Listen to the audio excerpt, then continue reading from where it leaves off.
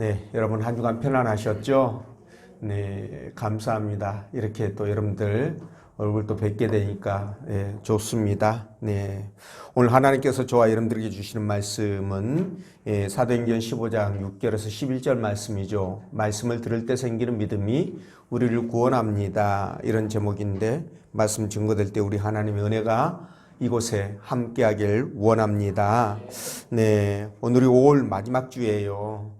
월삭 들은 지가 엊그제 같은데 벌써 한 달이 되었습니다. 근데 요즘은 또 안 나는 것 같아요. 이 앞전에 보니까 아카시아 꽃 향기가 아주 진동을 해서 굉장히 좋았었는데 이제 꽃 냄새는 안 나고 이제 장미꽃이 또 열심히 피어가지고 또 우리를 기쁘게 해주고 있습니다. 이처럼 봄, 여름, 가을, 겨울 이 사계절마다 이렇게 다 각각의 특색이 있지 않습니까? 그렇죠?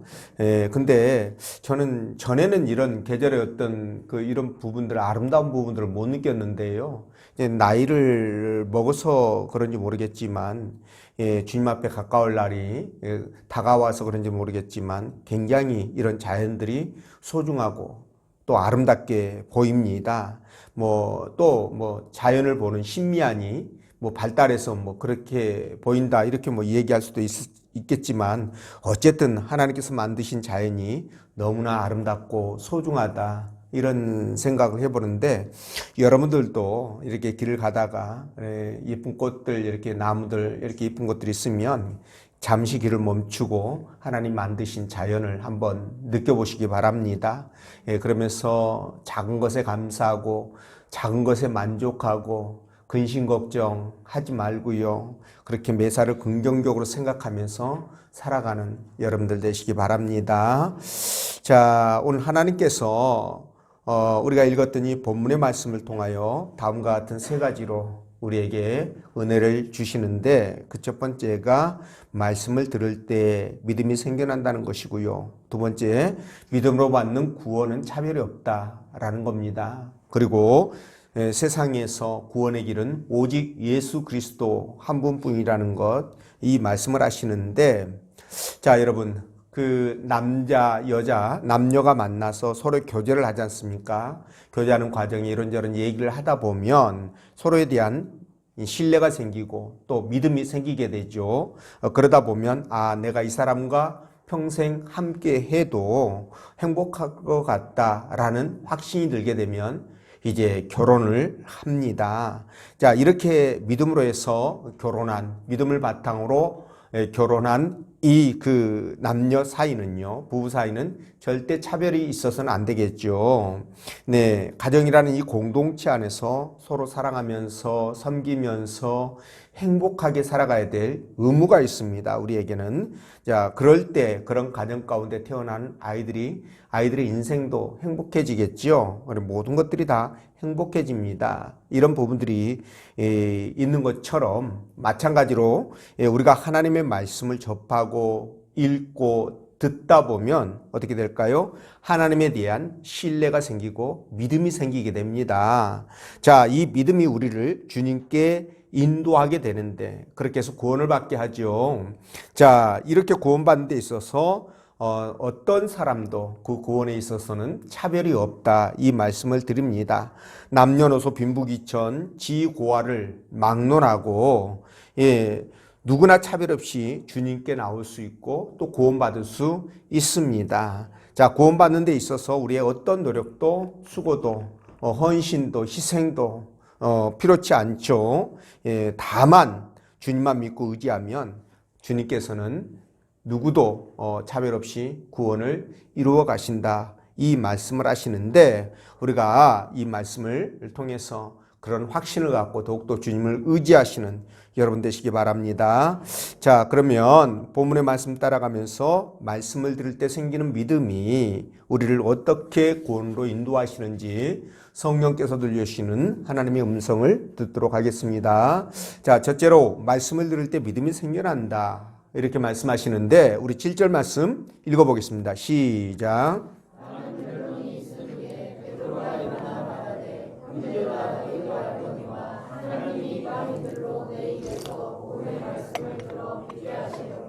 오래전부터 아멘. 자, 사도 바울과 바나바가 2년여의 시간에 걸쳐서 약 2240km 정도를 죽을 고생을 하며 다니면서 복음을 전하고 들어오게 되지요. 그런데 예루살렘에서 내려온 일단의 사람들이 예수를 믿어서만 안 되고 율법도 할례도 지켜야 구원받을 수 있다, 이렇게 주장하므로 그동안 복음을 전했던 모든 수고가 헛것으로 돌아갈 그런 중대한 위기를 만나게 됩니다.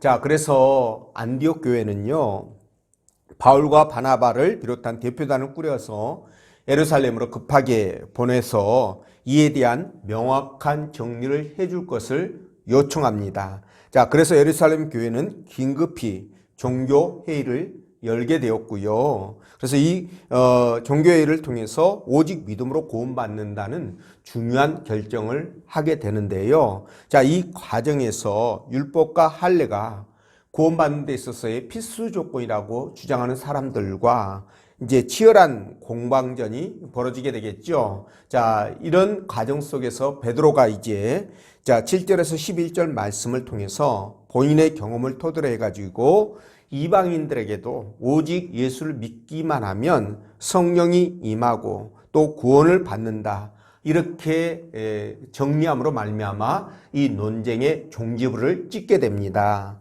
자, 이 과정에서 베드로가 했던 말, 중요한 말이 하나 있는데 그게 뭐냐면 바로 우리가 7절에서 읽었던 것처럼 말씀을 들을 때 믿음이 생겨난다, 이렇게 말씀하시거든요. 그래서 오늘 본문에 형제들아 너희도 알거니와 하나님이 이방인들로 내 입에서 복음의 말씀을 들어 믿게 하시려고, 복음의 말씀을 들어 믿게 하시려고 나를 택했다, 이렇게 말씀하시는데, 자, 이 말씀을 할 때 베드로는 가이사라의 가이사라에 있는 백부장 고넬료의 집에서 있었던 사건을, 성령이 임해서 그 이방인들이 구원받았던 그 사건을 아마 염두에 두고 이야기했을 것으로 그렇게 짐작이 됩니다. 자, 이처럼 베드로는요, 구원받는 데 있어서 복음을 들음으로 말미암아 구원을 받는다라는 사실, 이거를 너무나 잘 알고 있었던 것이죠. 예, 우리도 마찬가지입니다. 우리가 어떤 것을 믿을 때 그냥 덮어놓고 믿을 수는 없지 않습니까? 이게 믿을 만한 정보인지 믿지 말아야 될 것인지 그걸 먼저 파악하게 되겠죠. 그 다음에 그 정보가 사실이라는 확신이 들면 비로소 믿음이 생기게 되는 겁니다. 그러면서 어떤 일들이 일어나게 되겠죠. 마찬가지로 예수를 믿고 구원받기 위해서는 먼저 우리가 정보를 드려야 되는데 예수 그리스도에 대한 복음을 드려야 된다는 거죠. 자, 그래서 우리는 이런 이유 때문에 힘들게라도 복음을 전해야 되고요. 그리고 저들이 싫어하고 불쾌하게 생각할지라도 포기하지 말고 복음을 전해야 될 이유가 되는 것입니다. 저들이 복음을 들어야 믿음이 생길 거 아니겠어요? 믿음이 생겨야 구원을 받기 때문에 그렇습니다. 그래서 사도 바울도 로마서 10장 17절에 이렇게 말씀하시죠. 그러므로 믿음은 들음에서 나며 들음은 그리스도의 말씀으로 말미암느니라.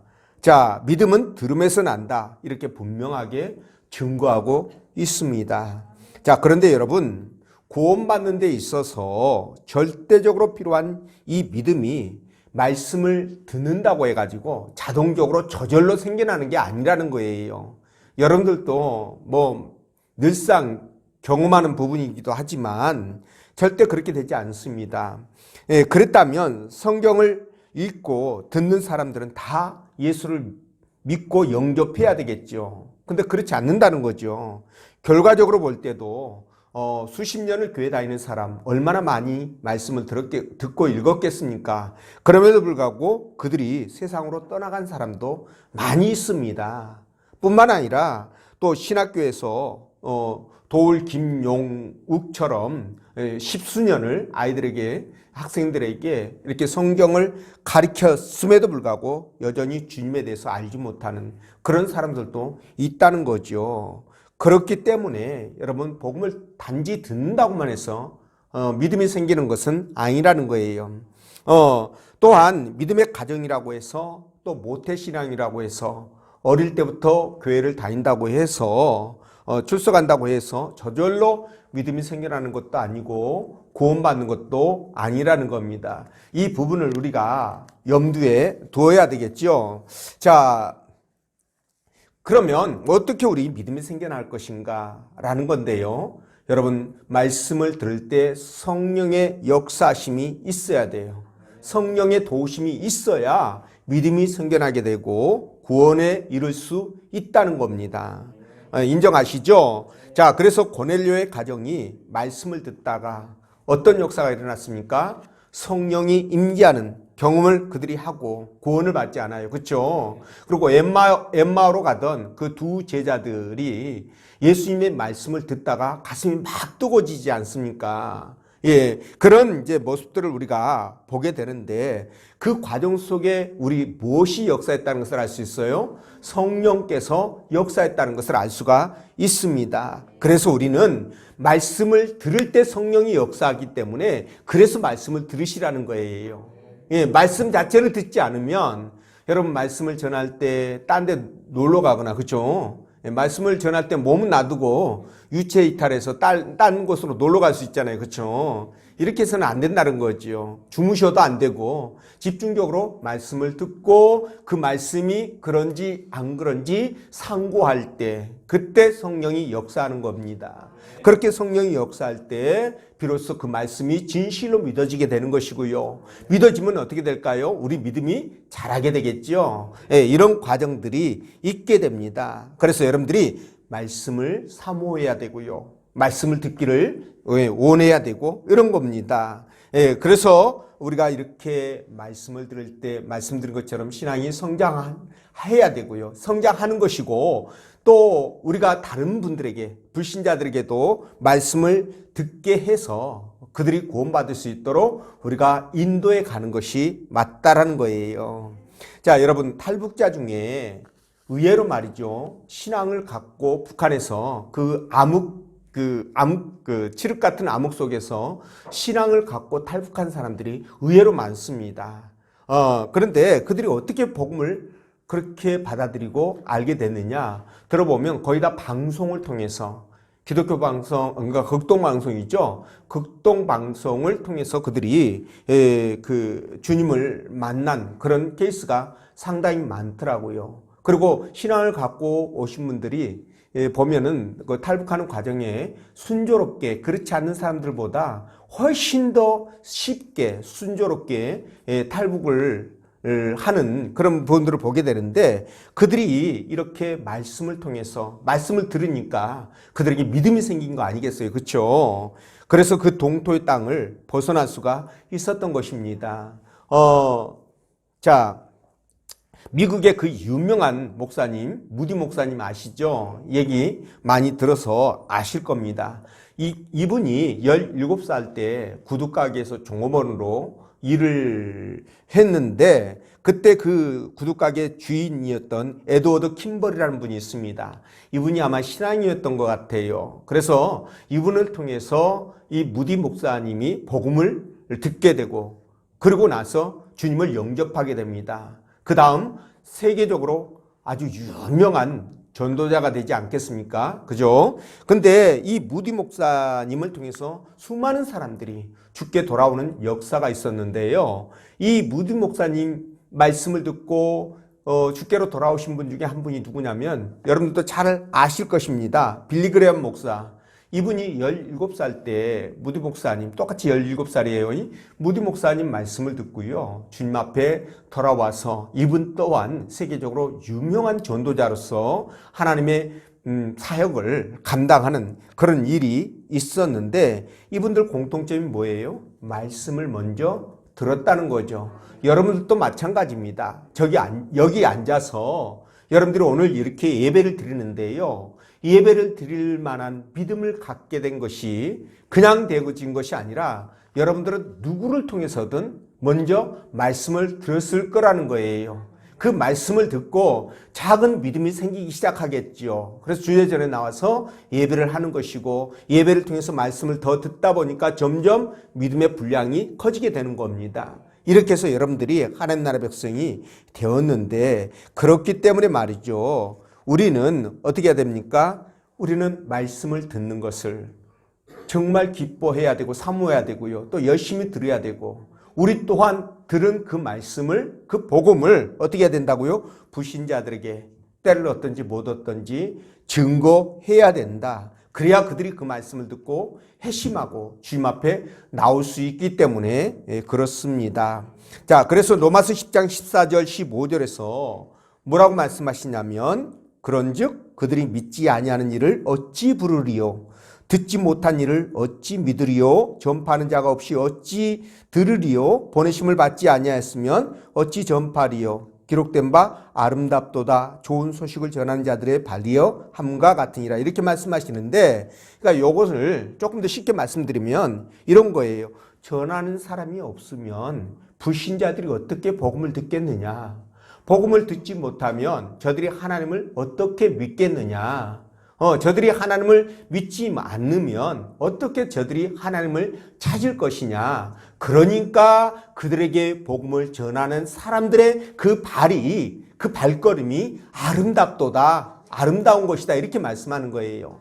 이해가 되시죠? 자, 그렇습니다. 복음을 전하는 사람의 발은 정말 아름답습니다.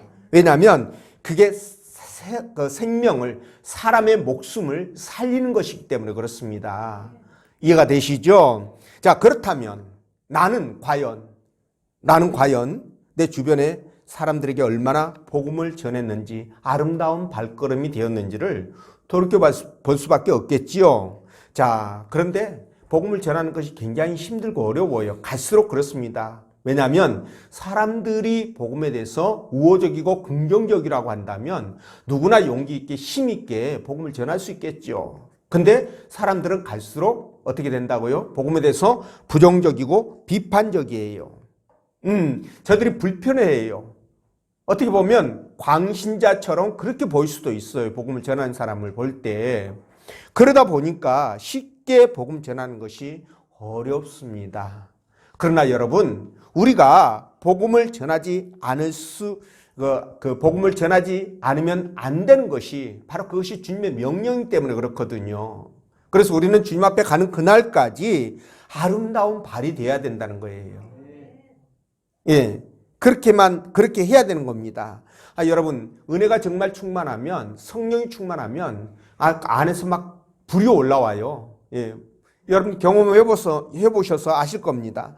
불이 올라오니까 복음을 전하지 않고는 견딜 수가 없어요. 그러다 보니 길거리에 다니면서 버스를 타고 다니면서도 전철을 타고 다니면서도 그렇게 복음을 전하게 되는데 여러분들은 앞으로 그렇게 복음을 전하는 사람들을 보면 어떻게 해야 됩니까? 그냥 쭈쭈바라도 하나 사드리고 그렇죠? 예, 음료수라도 하나 사드리고 아이고 그냥 예수 믿을 때 좀 다른 사람들 생각해가지고 좀 신사적으로 믿지 왜 저렇게 그냥 광신도 소리 들어가면서 믿어야 되냐 이렇게 하지 말라는 거예요. 여러분들이 광신도가 돼야 됩니다. 복음을 전하는 데 있어서는. 네, 그래서 어쨌든 이렇게 복음을 전할 때 사람들이 그 말씀을 듣고 믿음이 생기게 되는데 왜 믿음이 생길까? 이 복음에는요, 말씀에는 무엇이 있기 때문에? 능력이 있기 때문에 그래요.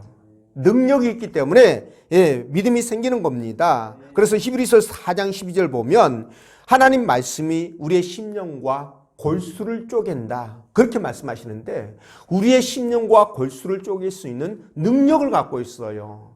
그래서 여러분, 저 사람은 절대 예수 믿을 사람이 아니야. 예수 믿지 않을 사람이야. 라고 생각되는 사람도 복음을 듣다 보면 어떻게 될까요? 하나님이 쪼개겠죠. 그 심령을 쪼갭니다.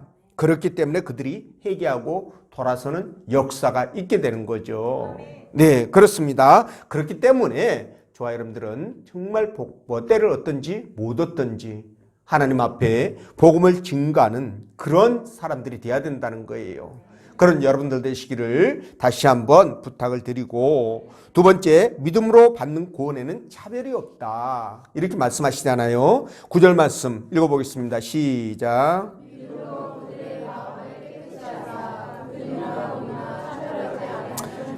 아멘. 자, 베드로는 이 9절 말씀을 통해서 구원받는 데 있어서 유대인들이나 이방인들이나 절대 차별 없이 하나님이 구원을 하신다. 이렇게 지금 말씀하시는데, 다시 말해서 누구든지 예수를 믿기만 하면 그 사람이 과거에 어떤 사람이었던 간에, 또 현재 그가 어떤 사람이든 간에 그거 구분하지 않고 따지지 않고 구원을 이루어 주신다라는 말씀이에요. 자, 그렇습니다. 예수 그리스도를 믿기만 하면 하나님은 그 사람이 어떤 것도 보지 않습니다. 어떤 인간적인 관점에서 절대 그걸 보지 않고요. 구원을 해 주시는데, 여러분, 그러나 세상 종교는 구원받을 자의 그 자격이나 어떤 조건들을 따지죠. 세상 종교는 다 따집니다. 그래서 정성이 뛰어나야 된다든가 어떤 기준을 정해놓고, 또는 어떤 조건을 정해놓고 그것에 맞아야 구원을 받을 수 있다, 또는 복을 받을 수 있다, 이렇게 얘기를 합니다. 그래서 신천지도 말이죠, 이다인종 14만 4천 구원받을 자의 명단에 들어가려면 할당된 전도의 양이나 헌금을 해야 된다, 이렇게 주장을 합니다.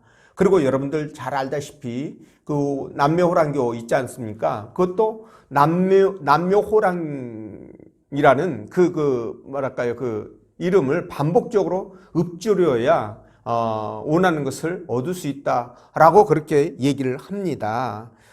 그리고 우리 이제 그 어렸을 때 시골에 그 부모님들 보면 새벽에 일찍 일어나서 우물가에 가가지고 샘 물 길러가지고 말이죠. 이렇게 접시에다가 이렇게 담아가지고 장독대 위에다 올려놓고 이렇게 비는 그런 모습들 여러분 생각나시죠? 이게 이제 정안수 또는 정안수라고 하는데, 이게 정확한 표현은 정화수라고 그렇게 생각하시면 됩니다. 그래서 정화수를 떠놓고 이렇게 비는데, 이런 모든 것들이 뭐예요? 그런 어떤 행위나 조건들, 행동들이 필요하다는 거예요. 이런 것들을 통해서 원하는 것을 얻고 구원을 이룬다, 이렇게 말하는데, 근데 우리 기독교만이, 그 세상 모든 종교들 가운데서 우리 기독교만이 예적인 조건을 따지지 않습니다. 그 사람의 어떤 행동, 이런 것들을 따지지 않아요. 다만 예수 그리스도를 영접하고 믿고 영접해라, 이 부분을 말씀하는데, 그러면 유대인이나 이방인이나 부자나 가난한 자나 신분이 높거나 낮거나 이런 것들을 전혀 구분하지 않고 차별 없이 구원을 이루어 주신다, 이렇게 말씀합니다. 그래서 로마서 3장 22절에 곧 예수 그리스도를 믿음으로 말미암아 우리 모든 믿는 자에게 미치는 하나님의 의인이 차별이 없느니라, 이렇게 말씀하시죠. 그리고 로마서 10장 12절 13절에서도요, 유대인이나 헬라인이나 차별이 없습니다. 차별 없습니다. 한 분이신 주께서 모든 사람의 주가 되사 그를 부르는 모든 사람에게 부유하시도다. 누구든지 주의 이름을 부른 자는 구원을 받으리라. 누구든지입니다. 여기에 차별이 없음을 분명하게 말씀하시죠. 자, 근데 여러분, 하나님은 왜 예수 믿는 사람들을 구원하시는 데 있어서 차별을 두지 않을까요? 차별을 두지 않는 이유가 무엇겠습니까? 그게 바로 오늘 본문 속에 나오는데 뭐라고 나와 있죠? 믿음으로 그들의 마음을 깨끗하게 하사, 이렇게 말씀합니다. 다시 말씀드리면 하나님께서는요, 우리의 본성이 어떻든 간에, 과거의 행동을 어떻게 하면서 살았던 간에 그거는 상관없이 이 모든 것들이 믿음으로 깨끗해졌기 때문에 차별을 둘 이유가 없다라는 거예요. 믿음으로 깨끗해졌기 때문에. 더러워야 차별을 두든가 말든가 하죠. 다 깨끗해져서 그냥 모든 사람들이 깨끗해져 가지고 예수 그리스도를 믿고 영접하기만 하면 깨끗해져 가지고 차별할 이유가 없다, 이렇게 말씀을 하시는 겁니다. 자, 그래서 우리는 이런 하나님의 은혜를 뭐라고 부르느냐? 이신칭의, 이신득의 이렇게 부릅니다. 자, 어쨌든 여러분 우리는 이렇게 차별하지 않으신 하나님의 그 뜻을 본받아서 저와 여러분들도 이 땅을 살아가는 과정에 차별을 해서는 안 된다는 거예요. 예, 우리 사람은 본능적으로 눈에 보이는 것을 중요시하게 생각하잖아요. 그래서 하나님은 중심을 보시지만 우리는 뭘 본다? 외모를 본다. 그죠? 그래서 외모를 딱 봐가지고 아, 저 사람이 부자같이 생겼다. 좀 유식하고 학식이 있는 것처럼 보인다. 그죠? 그렇게 되면 뭡니까? 자동적으로 나보다 더 낮게 여겨지면 고개를 숙이죠. 그쵸? 근데 나보다 더 낯이 이렇게 판단이 되면 어떻게 합니까? 자동적으로 그냥 고개가 빳빳해지고, 그죠? 어깨가 그냥 올라가고 이러죠. 이래서는 안 된다는 거예요. 우리 예수 믿는 사람들은 그리스도 안에서 모든 사람들이 다 동등합니다. 다 동등해요. 특히나 교회 공동체 안에서 이런 어떤 차별을 갖거나 어떤 남다른 의식을 갖고 있으면, 특권 의식을 갖고 있으면 절대 안 됩니다. 이건 진짜 하나님의 뜻을 100% 벗어나는 거예요. 이거는 징계의 대상입니다, 여러분. 그래서 여러분, 정말 교회 안에서는 오히려 더 연약한 자를 챙기십시오. 돈 많고 잘 먹고 잘 살고 그렇게 여유로운 사람은 내가 안 챙겨도 다른 사람들이 챙겨요. 그러니까 나는 뭡니까? 더 연약한 자를 섬기는 겁니다. 그게 믿음의 분량이에요. 믿음이 신실하고 하나님 나라의 백성이면 정말 그렇게 하는 거거든요. 근데 믿음이 없고 하나님 나라의 백성인지 아닌지 헷갈리면은 나보다 더 나은 사람들, 가진 자들, 많은 자들을 더 이렇게 섬기려고 하죠. 이런 것들은 잘못됐다. 그렇게 여러분들이 생각하시면 됩니다. 살아가는 삶 속에서도 그래야 되고 복음을 전할 때도 마찬가지예요. 복음을 전할 때에도 예모적으로 봤을 때 별 볼 일 없는 것처럼 여기는 사람들에게 복음을 전하는 것이 더 빠르다고. 이거는 경험적으로 그렇고 예수님도 그러셨어요. 그래서 여러분 예루살렘의 그 종교 지도자들, 잘 먹고 잘 나가고 잘 풀리는 이런 사람들보다는 갈릴리 그 총구석에 정말 힘들고 애롭게 살아가는 사람들에게 복음을 전했던 거 아니에요. 공생의 3년 동안 3분의 2 이상이 그쪽 지역에서 복음을 전했던 거예요, 여러분. 자, 그래서 저와 여러분들 복음을 전할 때도 누구도 예단하지 마십시오. 저 사람은 안 믿을 것 같으니까 전하지 않는다든가 믿을 것 같으니까 전한다든가 이런 선입관 갖지 마시고 복음을 전하시라는 겁니다. 누구든지 구원의 가능성을 열어두고요. 또 누구든지 만날 때 불쌍한 사람이에요. 여러분 불쌍의 기준이 많고 적음이 아니라 돈이 얼마나 있느냐 없느냐가 아니라 뭡니까? 그리스도를 영접했느냐 안 했느냐가 불쌍의 기준이에요. 여러분 믿으시죠? 여러분 아무리 많이 갖고 있어도 여러분 지옥 가는데 불쌍한 거 아니에요? 그리고 아무리 없어도 천국 가면은 부자 아니에요? 이런 관점에서 보시라는 거예요. 그렇기 때문에 여러분 누구를 만나든 그 사람을 불쌍히 여기는 마음으로 복음을 전하시라. 그때 하나님께서 역사하신다. 그렇게 복음을 전할 때 하나님이 그 사람을 얼마나 기쁘게 생각하시겠어요. 아이고 내 새끼, 아이고 오늘도 고생하는구나. 그래 내가 다 알고 있어. 보고 있어. 내가 너 복을 줄게. 축복해 줄게. 네 자식 걱정하지 마라. 이렇게 되는 거 아니겠어요, 여러분? 아니 부모에게 효도하고 감동을 시키는데 그 부모가 가만히 숨죽이고 있는 부모가 어디 있겠어요. 액션 들어가죠. 그러니까 여러분들도 꼭 그렇게 하시기를 부탁을 드립니다. 그리고 세 번째, 구원의 길은 오직 예수 그리스도뿐이신데 11절 말씀 읽어봅니다. 시작.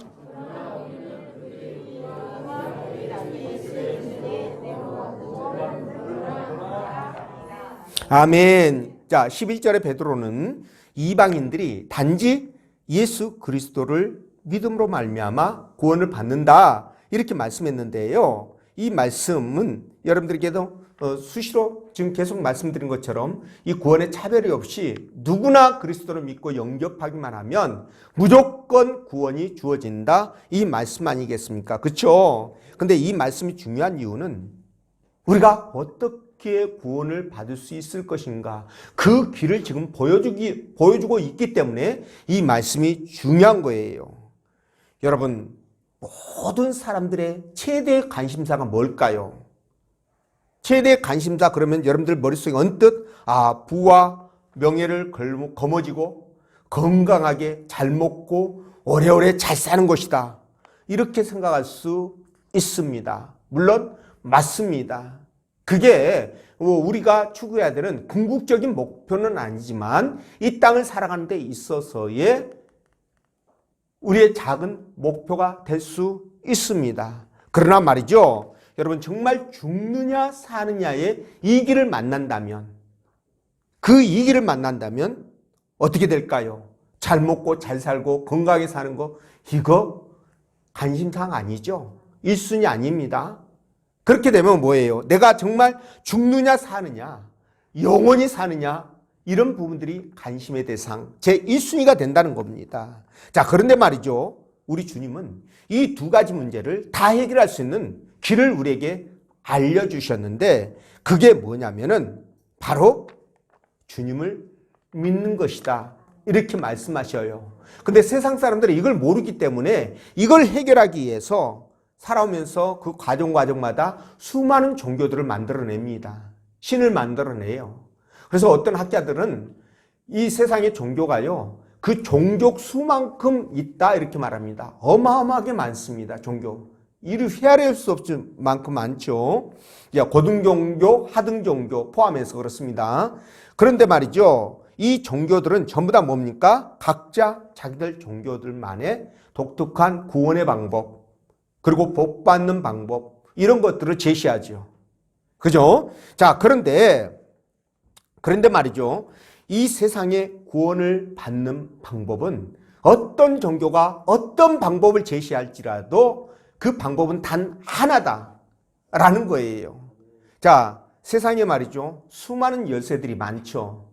열쇠 많습니다. 근데 그 수많은 열쇠가 많다 할지라도 내 집을 열 수 있는 열쇠는 단 하나예요. 그거와 마찬가지로 이 세상의 종교가 수없이 많지만 그 종교 가운데서도 우리를 구원의 길로 인도해 가는 종교는 단 하나, 바로 예수 그리스도, 그분이시라는 겁니다. 믿으시죠? 그래서 요한복음 14장 6절에 내가 곧 길이요 진리요 생명이니 나로 말미암지 않고는 아버지께로 올 자가 없다라고 분명하게 못을 받고 있어요. 그리고 사도행전 4장 12절에서도 다른 이로서는 구원을 얻을 수 없나니 천하 인간의 구원을 얻을 만한 다른 이름을 주신 적이 없다, 이렇게 말씀하셔요. 예수 그리스도 외에는 어떠한 구원자도 너희에게 준 적이 없다, 이렇게 하나님이 말씀하십니다. 자, 이렇게 말씀하시는데 불신자들은 성경 믿어요, 안 믿어요? 안 믿죠. 그러니까 뭐라고 그러냐면, 이렇게 말하는 거 너 기독교 성경에서만 얘기하고 있지 않느냐, 이렇게 말합니다. 그러면서 또 아니 그렇게 주장하는 것도 세상에 있는 많은 종교들이 주장하는 것 가운데 하나일 뿐이지 않느냐, 이렇게 얘기를 합니다. 그죠? 이렇게 얘기를 해요. 여러분들은 신앙이 굉장히 신실해가지고 그런 분들을 안 만납니다. 그러니까 여러분들이 이해가 안 되시는 것 같아.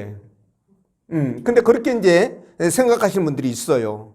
근데 말이죠, 그 수많은 종교들 가운데요, 전부 다 구원의 조건이나 복받는 조건이 뭐냐면 그 사람의 노력이에요. 그 사람의 행위예요.